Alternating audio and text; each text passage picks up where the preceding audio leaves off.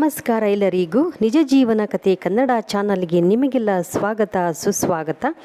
ನಿಮಗೆ ಈಗಾಗಲೇ ತಮ್ಮನೇಲಿ ನೋಡಿದ ತಕ್ಷಣ ಗೊತ್ತಾಗಿರ್ತೈತಿ, ಹೌದು, ಬದನೆಕಾಯಿ ಎಣ್ಗಾಯಿ ಪಲ್ಯ. ಈ ಪಲ್ಯ ಅಂದರೆ ಯಾರಿಗಿಷ್ಟ ಇಲ್ಲ ಹೇಳ್ರಿ. ಈ ಬದನೆಕಾಯಿ ಪಲ್ಯ ಅಂದ್ರೇ ಬಾಯಲ್ಲಿ ನೀರು ಓರಿಸುವಂಥ ಪಲ್ಯ ಅಂತಲೇ ಹೇಳಬಹುದು. ಯಾರಿಗೆಲ್ಲ ಬದನೆಕಾಯಿ ಪಲ್ಯ ಇಷ್ಟ ಅಂತ ನನಗೆ ಕಮೆಂಟಲ್ಲಿ ಹೇಳಿ.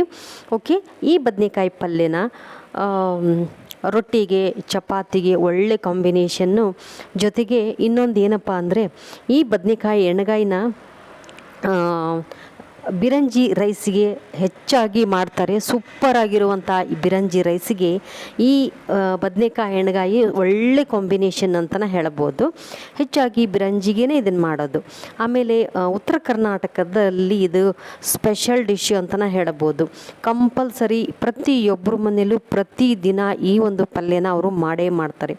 ಬದನೆಕಾಯಿ ಪಲ್ಯ, ಅದ್ರ ಜೊತೆಗೆ ಚಟ್ನಿ ಪುಡಿಗಳು, ಕಾಳು ಪಲ್ಯ, ಬೇರೆ ತರಕಾರಿ ಪಲ್ಯ ಮಾಡ್ತಾರೆ. ಆದರೆ ಬೇರೆ ಬೇರೆನ ಸಪ್ರೇಟ್ ಒಂದು ಥರ ಪಲ್ಯ ಮಾಡಿದರೆ ತರಕಾರಿ ಆಗಿರ್ಬೋದು, ಮತ್ತು ಕಾಳು ಪಲ್ಯನ ಒಂದು ದಿವಸ ಒಂದು ಮಾಡಿದರೆ ಇನ್ನೊಂದು ದಿವಸ ಇನ್ನೊಂದು ಮಾಡ್ತಾರೆ. ಆದರೆ ಈ ಬದನೆಕಾಯಿ ಪಲ್ಯ ಮಾತ್ರ ಕಂಪಲ್ಸರಿ ಅವ್ರ ಮನೆಯಾಗ ಇದ್ದೇ ಇರ್ತೈತಿ. ಎಲ್ಲರ ಮನೆಯಲ್ಲೂ ಬೆಳಗ್ಗೆ ಬಿಸಿ ರೊಟ್ಟಿ, ಬದನೆಕಾಯಿ ಪಲ್ಯ, ಕಾಳು ಪಲ್ಯ ಈ ರೀತಿ ಮಾಡ್ತಾರೆ. ಇದು ಉತ್ತರ ಕರ್ನಾಟಕದ ಸ್ಪೆಷಲ್ಲು ಅಂತಲೇ ಹೇಳ್ಬೋದು.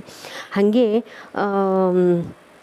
ಬಿರಂಜಿ ಅನ್ನಕ್ಕೆ ಇದರ ಗ್ರೇವಿ ಸೂಪರಾಗಿರ್ತೈತಿ. ಹಾಗಾಗಿ ಇದು ಅದಕ್ಕೂ ಸ್ಪೆಷಲ್ ಅಂತಲೇ ಹೇಳ್ಬೋದು. ರೊಟ್ಟಿ ಚಪಾತಿಗಲ್ದೇ ಇದನ್ನು ಅನ್ನಕ್ಕೂ ಕೂಡ ನೆಂಚ್ಕೊಂಡು ಊಟ ಮಾಡೋರು ಮಾಡ್ತಾರೆ. ಯಾಕಂದರೆ ಬದನೆಕಾಯಿ ಪಲ್ಯ ಯಾರಿಗೆಲ್ಲ ಇಷ್ಟ ಅವರು ಇದನ್ನು ಅನ್ನಕ್ಕೂ ಕೂಡ ನೆಂಚ್ಕೊಂಡು ತಿಂತಾರೆ. ಇದನ್ನು ಕೊಬ್ಬರಿ ರುಬ್ಬಿ ಹಾಕಿ, ಹಸಿಮೆಣಸಿನಕಾಯಿ ಹಾಕಿ ಮಾಡ್ತಾರೆ. ಒಣ ಖಾರ ಪುಡಿ ಹಾಕಿ, ಕೊಬ್ಬರಿ ಹಾಕಿ ರುಬ್ಬಿ ಮಾಡ್ತಾರೆ. ಎರಡರಿಂದ 3 ರೀತಿ ಮಾಡ್ಕೋಬೋದು. ಹಾಗೆ ಹೋಳ್ಗಾಯಿ ಪಲ್ಯ ಕೂಡ ಮಾಡ್ತಾರೆ ಸ್ವೀಟ್ ಮಾಡಿದಾಗ. ಯಾವ ಸ್ವೀಟಿಗೆ ಇದು ಕಾಂಬಿನೇಷನ್ ಅಂದರೆ, ಗೋಧಿ ಹುಗ್ಗಿ ಮಾಡ್ತಾರಲ್ಲ, ಗೋಧಿ ಹುಗ್ಗಿಗೆ ಈ ಬದನೆಕಾಯಿ ಪಲ್ಯನ ಹೋಳ್ಗಾಯಿ ಪಲ್ಯ ಮಾಡಿ ಮಾಡ್ತಾರೆ. ಅದಕ್ಕೆ ಒಳ್ಳೆ ಕಾಂಬಿನೇಷನ್ ಅದು ಅಂತ ಹೇಳ್ಬೋದು. ಅದರಲ್ಲಿ ಕಡ್ಲಿಕಾಳು ಹಾಕಿರ್ತಾರೆ. ಹೋಳ್ಗಾಯಿ ಪಲ್ಯ ಮಾಡ್ತಾರಲ್ಲ ಗೋಧಿ ಹುಗ್ಗಿಗೆ, ಅದ್ರಾಗ ಕಡ್ಲಿಕಾಳನ್ನು ಹಾಕಿ ಮಾಡ್ತಾರೆ. ಅದು ಕೂಡ ಸೂಪರಾಗಿರ್ತೈತಿ.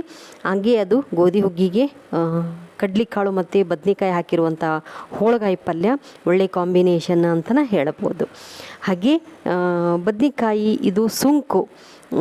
ಇದು ಮೈ ಕಡ್ತಾ ಇದ್ದವರು, ಪ್ರೆಗ್ನೆಂಟ್ ಇದ್ದವರು ಸ್ವಲ್ಪ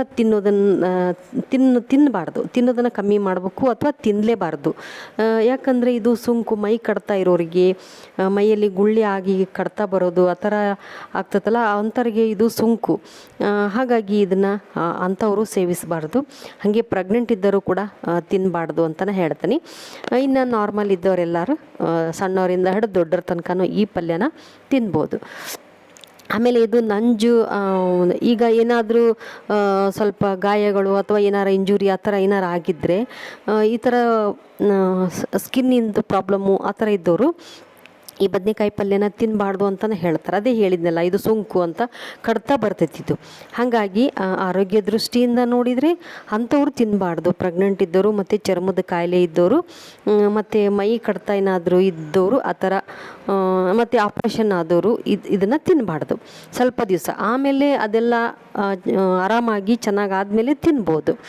ಹಾಗಾಗಿ ಈ ಬದನೆಕಾಯಿ ಪಲ್ಯನ ಒಂದು ಸತಿ ಹೆಣ್ಗಾಯಿ ಪಲ್ಯ ಆಗಿರ್ಬೋದು, ಹೋಳ್ಗಾಯಿ ಪಲ್ಯ, ಈ ರೀತಿ ಟ್ರೈ ಮಾಡಿ ಅಂತಲೇ ಹೇಳ್ತೀನಿ. ಮುಂದಿನ ವಿಡಿಯೋದಲ್ಲಿ ಮತ್ತಷ್ಟು ವಿಷಯಗಳೊಂದಿಗೆ ನಾನು ನಿಮ್ಮ ಜೊತೆ ಮಾತಾಡ್ತೀನಿ. ಅಲ್ಲಿವರೆಗೂ ಈ ವಿಡಿಯೋ ನೋಡಿದ್ದಕ್ಕೆ ನಿಮ್ಮೆಲ್ಲರಿಗೂ ಧನ್ಯವಾದಗಳು.